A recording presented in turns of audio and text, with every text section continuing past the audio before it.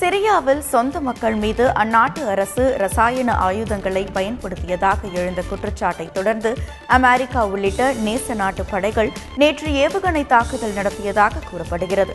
இது தொடர்பாக அமெரிக்காவில் உள்ள பிபிசி செய்தியாளர் சலீம் ரிஸ்வி தொலைபேசி வாயிலாக தந்த தகவல்களை கேட்கலாம். America, as you know, Trump administration has struck 100+ missiles along with France and Britain into Syria, and they are saying that only chemical weapons factory or the research and storage facilities have been targeted. And they did this after there were reports about chemical attacks on Syrian people by the regime, allegedly. But they haven't got any evidence as yet. The investigators from the United Nations and the Chemical Weapons Convention organization, they are on their way and they haven't reached Syria, and they are still to begin their probe into this attack. But before that, the allied nations were basically striking Syria.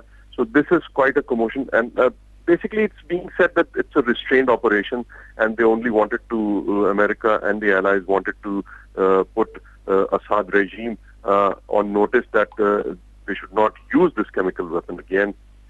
But still, the very fact that chemical weapons are there, I mean, you are right, America and Russia both have chemical weapons, apart from some chemical weapons which are still apparently in Syria. Well, they knew that some weapons, chemical weapons were there, and if you remember some couple of years back, chemical weapons mostly were taken away by Russia so that the Assad regime does not use it on its people. But it seems America says and its allies say that Syria still has some chemical weapons, and as you've seen some videos and pictures of people who are apparently under chemical weapons attack, but still there's no investigation done yet, and it's not known who has attacked these people. And there are reports that the rebels in that area, they also possess these chemical weapons, which are chlorine-based. And America has said on record that it's not sure that sarin gas was used. And they just say that we are confident that Assad regime has used chemical weapons, but we don't know whether it was chlorine-based or sarin-based, which is a nerve agent, which is more deadlier than chlorine, it is said. So that's what things stand at. And now at the UN, Nikki Haley, the U.S. ambassador to the United Nations, has just said in the UN Security Council emergency meeting that Trump administration is still open for more attacks if Assad regime attacks its people with chemical weapons again.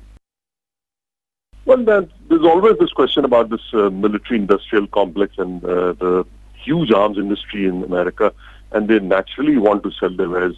So this is being questioned in some quarters in America and the world over, that America and other countries, they are basically imposing and going for these wars to sell their arms. And they are, as you know, they've been selling arms to many countries in that region, including Saudi Arabia and Israel and other nations also.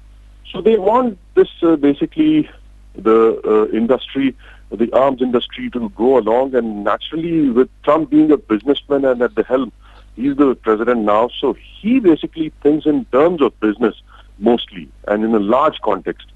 So I won't be surprised if this is one of the reasons why he's trying to get these arms into that region and basically bombing nations and also getting arms to some nations which are basically allied to the United States, because that's good business. You sell arms and you basically create jobs in America. So that's good for Trump administration.